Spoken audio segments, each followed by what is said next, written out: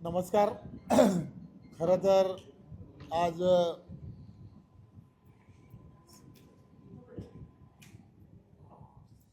भारत नमस्कार. खरं तर आज मी पुण्यामध्ये सावित्रीबाईंची जयंतीच्या निमित्ताने आज पुण्यामध्ये सकाळी भारतीय जनता पार्टीच्या सर्व नगरसेवकांना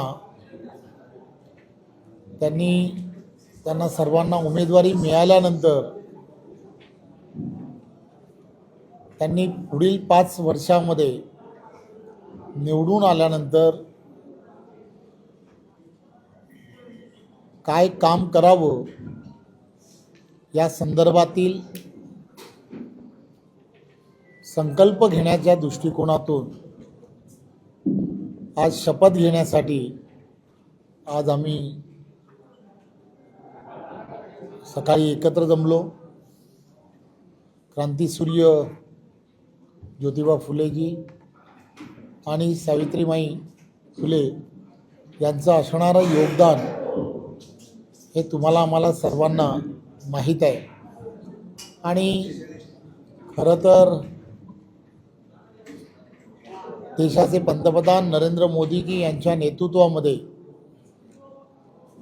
आणि महाराष्ट्राचे लोकप्रिय असे मुख्यमंत्री आदरणीय देवेंद्रजी यांच्या नेतृत्वामध्ये केंद्रामधलं असणारं NDAचं सरकार आणि राज्यामध्ये असणारं देवेंद्रजींच्या नेतृत्वातलं महायुतीचं सरकार हे सातत्याने एक गतिमान सरकार कसं असावं त्याचे सर्वाचे एक्झाम्पल्स सेट करताना तुम्हाला आम्हाला सर्वांना दिसत आहे. आणि याच पार्श्वभूमीवरती करोनाचा काळ ज्यावेळेला आम्ही सर्वांनी पाहिला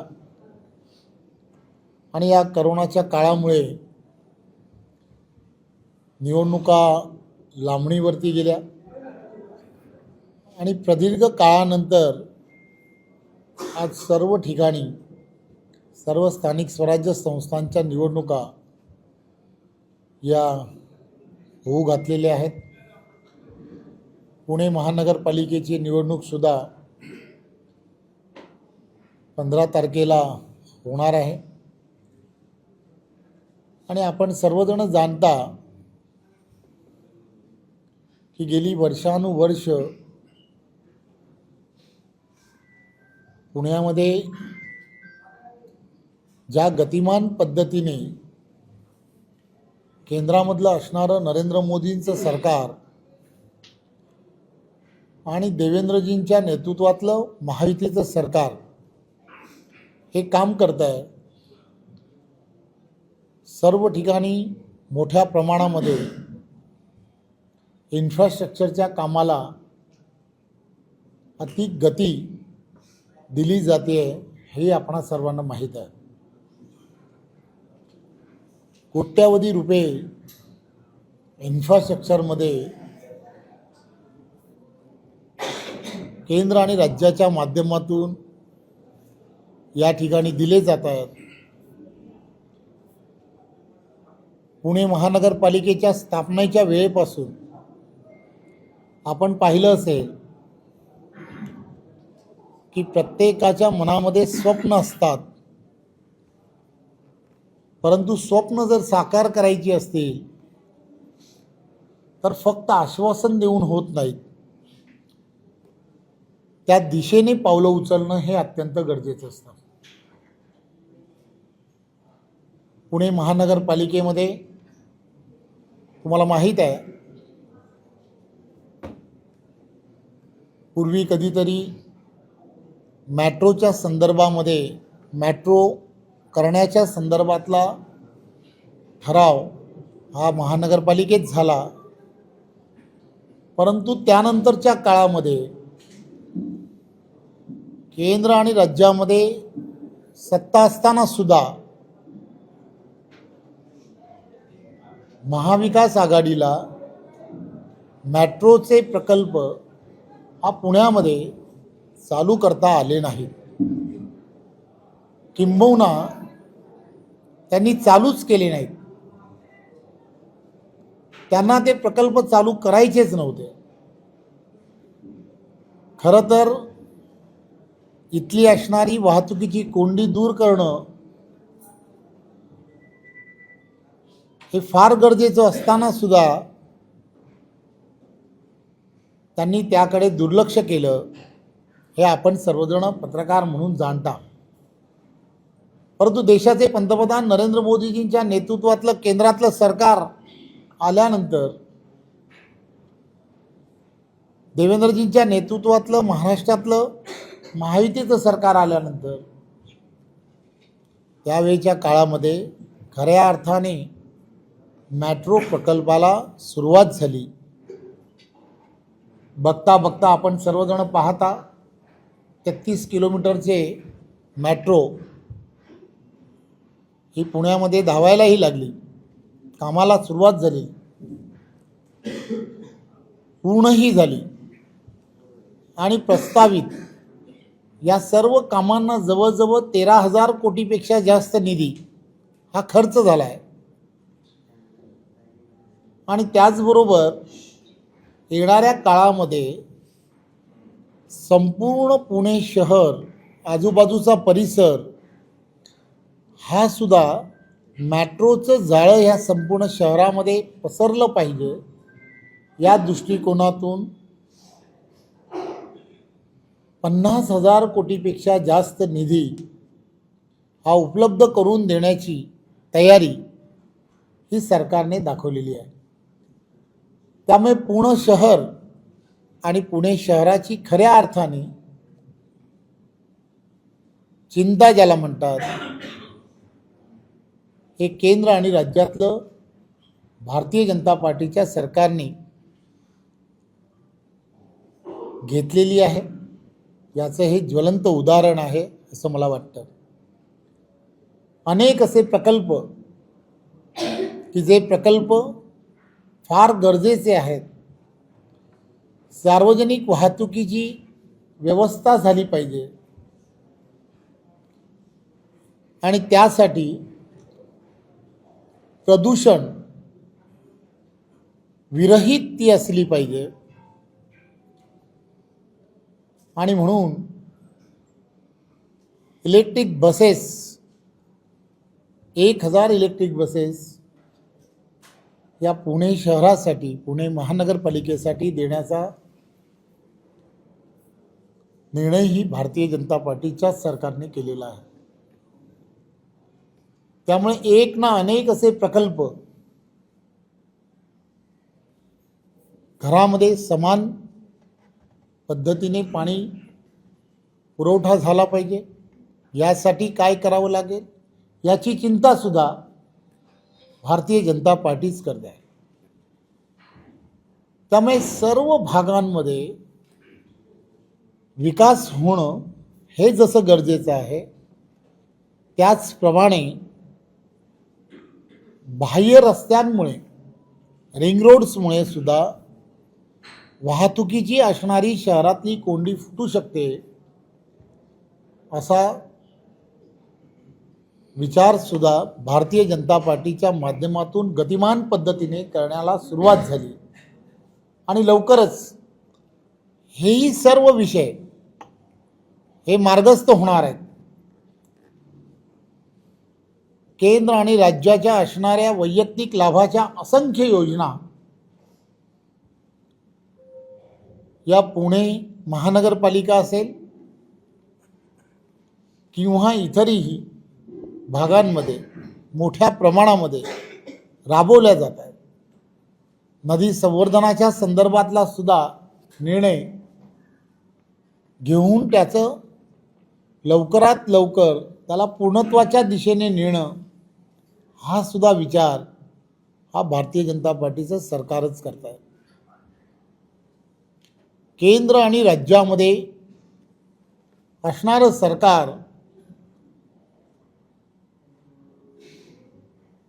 2047 पर्यंत विकसित भारत बनवण्याचं जे स्वप्न आहे, विकसित महाराष्ट्र बनवण्याचं जे स्वप्न आहे, त्याला सर्वात मोठी साथ जर कोण देणार असेल तर ती या देशामधील असणारी महत्त्वाची शहरच देणार आहेत. आणि म्हणून देशाच्या पंतप्रधानांनी असं ठरवलं होतं की या देशामधील असणारी 100 शहरं ही स्मार्ट झाली पाहिजे, स्मार्ट सिटी म्हणून झाली पाहिजे. आणि या शहरांमध्ये खऱ्या अर्थाने होणाऱ्या सर्व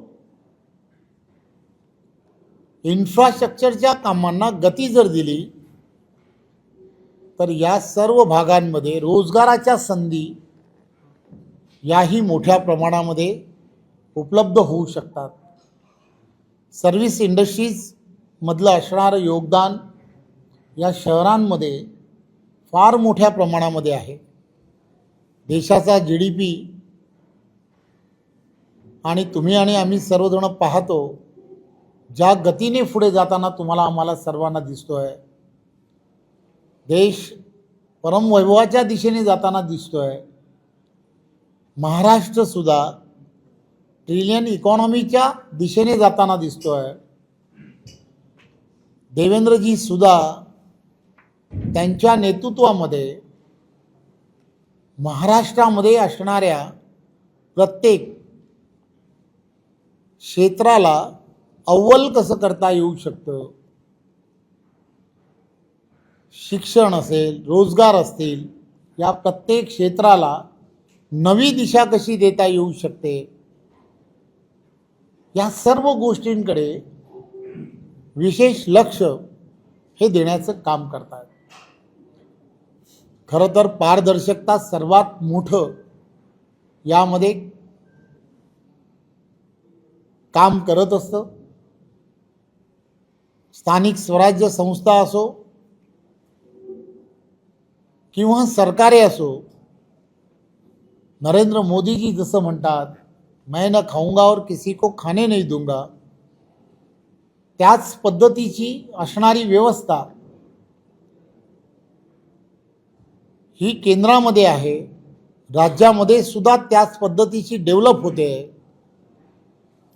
खरं तर या सर्व महानगरपालिका ज्या स्थानिक स्वराज्य संस्था म्हणून काम पाहतात, या ठिकाणी सुद्धा अशी पारदर्शक व्यवस्था उभं राहणं आणि पारदर्शकता व्यवस्था उभं राहणाऱ्या विचारसरणीच्या हातामध्ये ती देणं हे अत्यंत गरजेचं आहे. सशक्त भारत बनवण्याची जी गरज आहे त्यासाठी सशक्त भाजपा आणि पार्लमेंट टू पंचायत भाजपा हा नारा देवेंद्रजी यांच्या नेतृत्वात महाराष्ट्रात आम्ही पुढे नेण्याचा प्रामाणिक प्रयत्न करतो. खरं तर अशा अनेक योजनांबद्दल सांगता येऊ शकतं, परंतु आपण सर्वांना त्याची कल्पनाही आहे. पंतप्रधान आवास योजनेपासून गरीबातला गरीब की जो रात्री उपाशी झोपू नये म्हणून 80 कोटी लोकांना गरीब कल्याण योजनेच्या माध्यमातून मोफत धान्य देणं, आरोग्याची असणारी व्यवस्था गरीबाला मिळाली पाहिजे म्हणून आयुष्यमान भारत सारख्या योजनेच्या माध्यमातून 5 लाखापर्यंतच्या कोणत्याही इलाजाला प्रत्येक त्या नागरिकाला कोणाकडे याचना करता कामा नयेत यासाठी सुद्धा दखल ही केंद्र आणि राज्याच्या सरकारने घेतली आहे. त्यामुळे अशा अनेक योजना ज्या आहेत की ज्या योजनांमुळे या देशामधील असणाऱ्या पूर्वीच्या सरकारमधल्या घोषणा, या घोषणांना केंद्रातलं असणारं नरेंद्र मोदीचं सरकार आणि राज्यातील असणारं आदरणीय देवेंद्रजी यांच्या नेतृत्वातल्या सरकारने खऱ्या अर्थाने सरकार मायबाप म्हणून काय असतं हे दाखवून दिलंय. 25 कोटीपेक्षा जास्त लोकांना दारिद्र्य रेषेच्या बाहेर काढण्याचं काम सुद्धा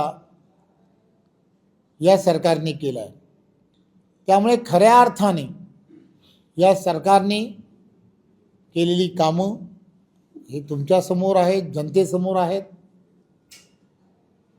पुणे शहर IT हब म्हणून ओळखलं जातं. त्यामुळे या पुणे शहराला एक जागतिक पातळीवरती घेऊन जाणं, विजन ठेवून घेऊन जाणं हे अत्यंत गरजेचं आहे. आणि हे विजन दूरदृष्टी असणारा नेते हे महाराष्ट्राचे लोकप्रिय असे मुख्यमंत्री आहेत याची आपणा सर्वांना कल्पना आहे. सर्वात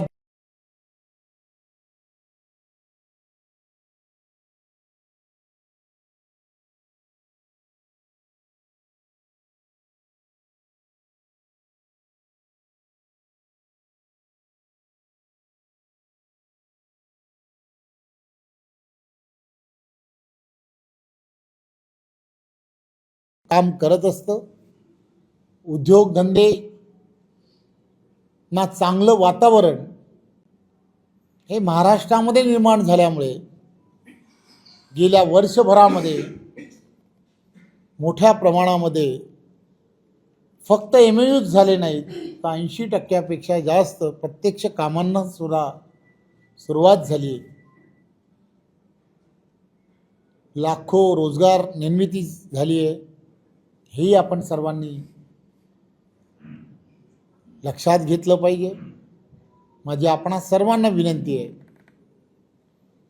आम्ही या निवडणुकीला सामोरं जात असताना तुमची, आमची, भाजपा सर्वांची त्याचं कारणच असं आहे की छोट्यात छोट्या माणसांपर्यंत आणि मोठ्यात मोठ्या व्यावसायिकांपर्यंत प्रत्येकाची चिंता ही नरेंद्र मोदींचं सरकार केंद्रातलं आणि आदरणीय मुख्यमंत्री देवेंद्रजी यांचं सरकार महाराष्ट्रातलं हे करताना दिसतंय. त्यामुळे तुम्ही तुमच्या माध्यमातून लोकशाहीचा चौथा स्तंभ म्हणून आपणा सर्वांना फक्त एवढीच विनंती आहे की ही निवडणूक एखाद्या प्रभागामधील नगरसेवक निवडून देण्यासाठी नाही आहे. ही निवडणूक पुढच्या पिढीचं भविष्य ठरवणारी अशी निवडणूक आहे. त्यामुळे चुकीच्या विचारधारांच्या हाती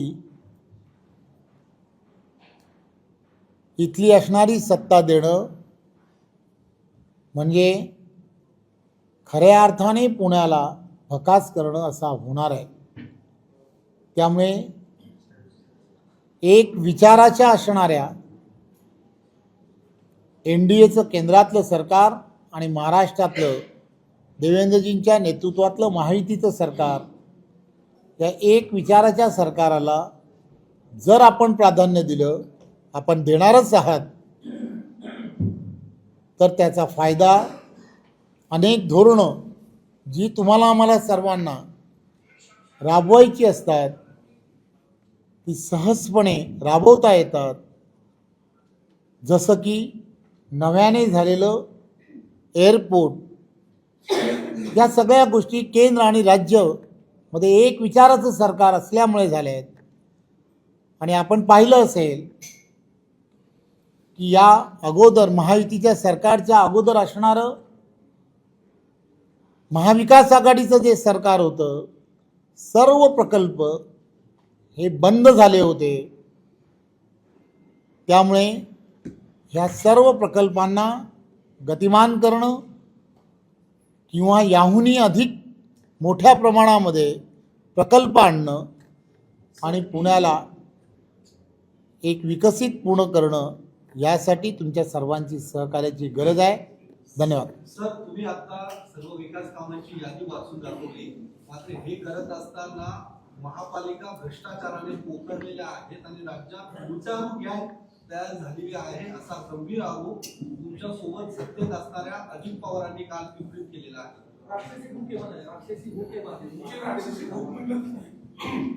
अजित पवारांचं हे वक्तव्य जे आहे हे वक्तव्य निवडणुकीच्या पार्श्वभूमीवरती असणारं हे वक्तव्य आहे असं मला वाटतं. अजित पवारांनी खुद के गिरेबान में झाँक के देखना चाहिए जसं हिंदीमध्ये म्हणतात ते पाहिलं पाहिजे. ते कोणत्या पक्षाबद्दल भट्ट आहेत, नरेंद्र मोदीजींच्या नेतृत्वातल्या असणाऱ्या पक्षाबद्दल बोलत आहेत, देवेंद्रजी यांच्या नेतृत्वामधल्या असणाऱ्या पक्षाबद्दल बोलत आहेत. खरं तर आरोप प्रत्यारोप कसे करावेत हे त्यांनी ठरवलं पाहिजे. आम्ही कधी आरोप करायला गेलो तर त्यांना फार अडचणी निर्माण होतील याची त्यांनी काळजी घेतली पाहिजे असं मला वाटतं.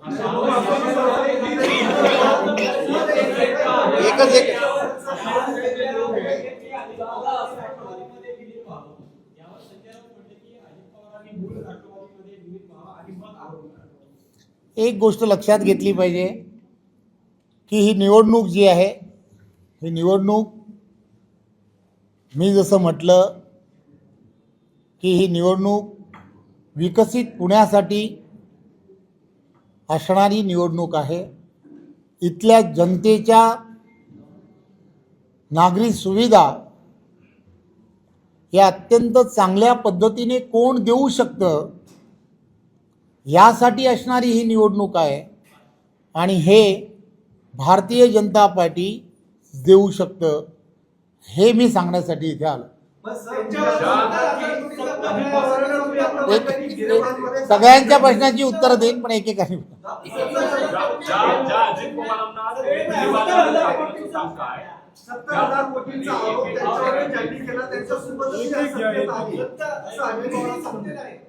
मी तुम्हाला काल त्यांनी केलेला आरोप जो आहे तो जेव्हा त्यांनी केला तर त्याला मी उत्तर जे काही द्यायला हवं होतं त्या उत्तराला त्यांच्या असणाऱ्या जो प्रश्न किंवा त्यांनी दिलेलं जे उत्तर होतं त्या उत्तराला अनुसरून जे उत्तर हवं होतं मला असं वाटतं.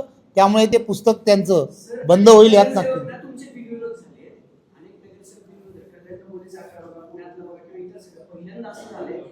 संजय राऊत असं म्हणतात की 5-5 कोटी रुपये दिले गेले, दुसरीकडे निवडणूक आयोगानं चौकशी करायचे ठरले. हे सगळे जे बिनविरोध आहेत ना आणि भाजपचीच ती आकडेवारी आहे, दुसऱ्या कुठल्याच पक्षाचा विरोध झाला. दोन गोष्टी काय लक्षात घेतल्या पाहिजेत की आपण ज्या भागांमध्ये निवडणुकीला बिनविरोध झालेत ते का झालेत याची कधीतरी चौकशी करायला हवी. मी चौकशी करायला हवी. तुम्ही विचारलात प्रश्न पूर्ण तर उत्तर देऊ द्या. या सगळ्या गोष्टींमध्ये गेल्या वर्षानुवर्ष त्या भागांमध्ये शिवसेना भारतीय जनता पार्टी महायुतीचं असणारी त्या ठिकाणी कल्याण डोंबिवलीमध्ये दोघांमध्येच लढत असते आणि त्या ठिकाणी असं झालं आहे की त्या ठिकाणी महायुती झाली. महायुती झाल्यामुळे वर्षानुवर्ष त्या ठिकाणी विरोधक जे आहेत किंवा विरोधी पक्षांमध्ये कोणी शिल्लक राहिलेलं नाही. त्यामुळे तो आलेला रिझल्ट जो आहे तो त्यामुळे आलेला रिझल्ट आहे. तुम्ही आकडेवारी या अगोदर जरी पाहिली एक नगरसेवक फक्त राष्ट्रवादीमधला तिथे होता, बाकी सर्व शिवसेना आणि भारतीय जनता पार्टीचेच होते. महायुती झाली त्यामुळे त्या ठिकाणची परिस्थिती तशी. निवडणूक बिनविरोध करण्यासाठी भाजपकडनं 5-5 कोटी रुपये जे आहेत ते उमेदवारांना वाटले जातात. संजय राऊतांचे आरोप हे बिनबुडाचे असतात हे आपणा सर्वांना माहीत आहे. त्यामुळे त्यामध्ये फार बोलावं असं मला वाटत नाही. तुम्ही जो म्हटलात ना सर, 70,000 कोटीचा आरोप ज्यांनी माझ्यावरती केला होता त्यांच्यासोबत मी आता सत्तेत आहे असा खुलासा ज्याप्रमाणे अजित मी पवार तुम्हाला यांनी पुन्हा केला तेच होता. सांगेन की त्यांनी जे म्हटलं त्याला मी एका वाक्यात जे म्हणायला पाहिजे होतं ते मी ऑलरेडी म्हटलं आहे. मी आज या ठिकाणी प्रेसला यासाठी आलो आहे की पुणे महानगरपालिकेतील जनता यांनी भारतीय जनता पार्टीलाच मतदान का द्यावं, तर इथल्या असणाऱ्या जनतेच्या आवश्यक असणाऱ्या ज्या नागरी सुविधा आहेत त्या नागरी सुविधा प्राधान्याने कोण पूर्ण करू शकतं, तर ते केंद्रातलं नरेंद्र मोदीजींचं सरकार की ज्यांनी इन्फ्रास्ट्रक्चरला सर्वात जास्त 10 पटपेक्षा जास्त पूर्वीपेक्षा 10 पटीपेक्षा जास्त पैसे दिलेत. राज्यामधील असणारं देवेंद्रजींचं सरकारसुद्धा पूर्ण लक्ष ठेवून या सगळ्या गोष्टी करण्याचा विचार करत आहे. सार्वजनिक व्यवस्थेमधून वाहतुकीच्या व्यवस्थेमधून प्रदूषण होत आहे हे लक्षात घेऊन 1000 ई बसेस देण्याचा निर्णय हा शासन करत आहे. असे अनेक निर्णय जे आहेत ते सरकारच्या माध्यमातून होत आहेत. हे सामान्य लोकांपर्यंत जनतेपर्यंत आपल्या माध्यमातून द्यावं.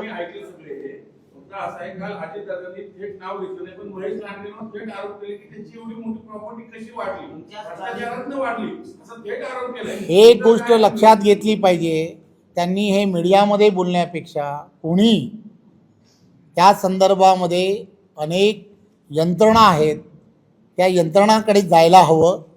निवडणुकीच्याच पार्श्वभूमीवरती असे आरोप प्रत्यारोप करण्यापेक्षा दीर्घ अनुभव आहे त्यांनाही आहे तुम्हालाही आहे. अशा सगळ्या गोष्टी निवडणुकीच्या पार्श्वभूमीवरती बोलण्यापेक्षा एवढ्या वर्षामध्ये तुम्हीही तिथेच आहात तेही तिथेच आहेत ते करायला हवं होतं. ते न करता फक्त निवडणुकीच्या पार्श्वभूमीवरती बोलतायत असं मला वाटतं. राष्ट्रवादीला मतदान का करू नये वाटतं, कारण प्रमुख पक्ष तुमचा इथे विरोधी राष्ट्रवादी आहे. राष्ट्रवादीला इथल्या लोकांनी पुढेकरांनी मतदान का करू नये? 100% करू नये असं मला वाटतं. मी भारतीय जनता पार्टीचा अध्यक्ष आहे.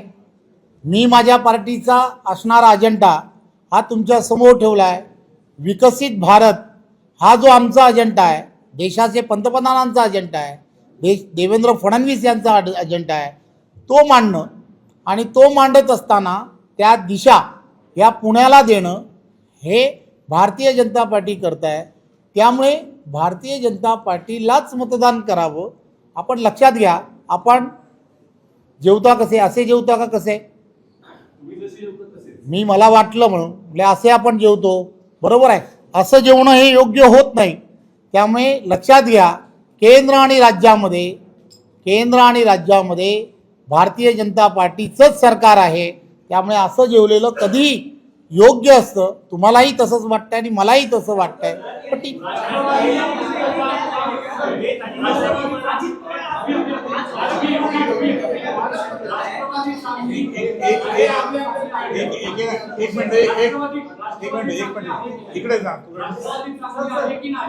राष्ट्रवादी ही या निवडणुकीच्या ज्या वेळेला पार्श्वभूमीवरती आमच्या विरोधात ज्या वेळेला आम्ही दोघं ज्या वेळेला या निवडणुकीला सामोरं जातो आहोत त्यावेळेला भारतीय जनता पार्टी नरेंद्र मोदीजींच्या नेतृत्वामध्ये आणि देवेंद्रजींच्या नेतृत्वामध्ये ही निवडणूक लढते. माझा प्रश्न एवढाच आहे की या दोघांच्या नेतृत्व बरोबर नाही असं त्यांचं मत असेल तर त्यांनी ते सांगावं.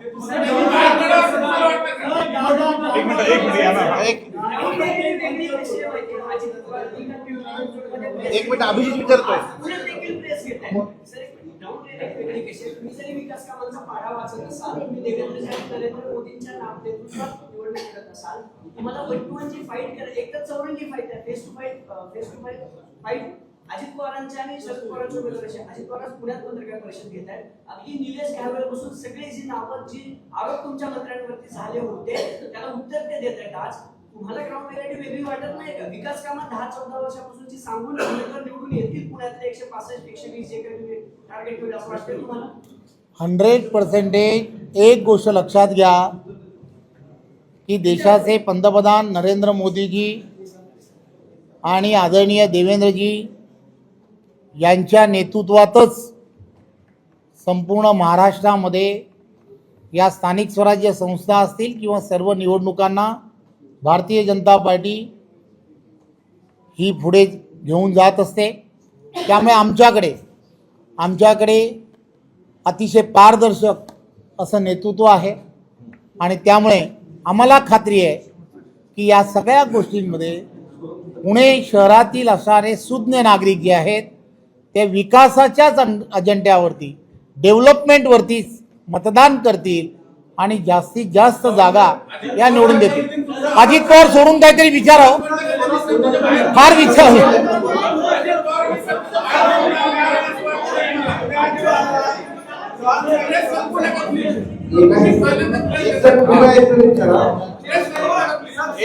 चला शेवटचा प्रश्न. अजित पवार सोडून असेल तर शेवटचा प्रश्न.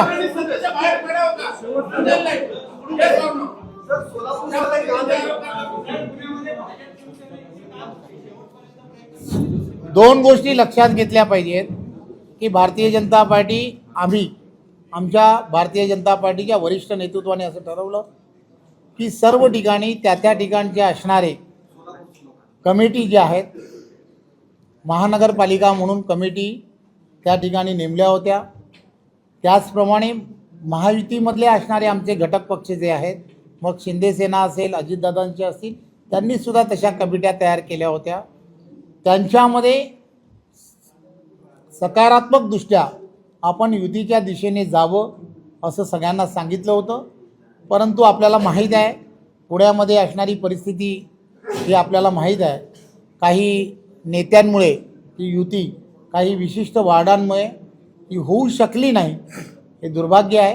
परंतु त्यावेळेला त्या संदर्भामध्ये सकारात्मक निर्णय घेण्याच्या संदर्भात सर्व वरिष्ठ सर्व पातळीवरती सांगितलं गेलं होतं. धन्यवाद.